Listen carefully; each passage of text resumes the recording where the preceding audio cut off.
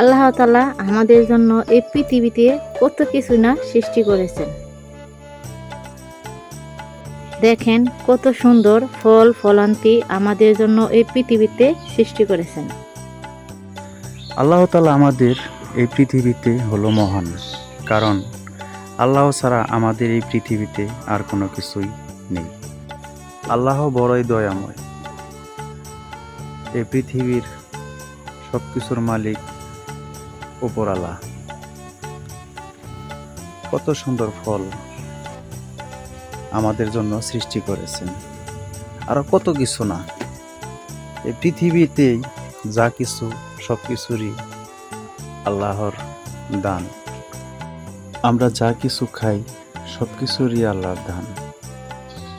দেখেন, আমরা খাচ্ছি, কিন্তু পানির অপর নাম জীবন।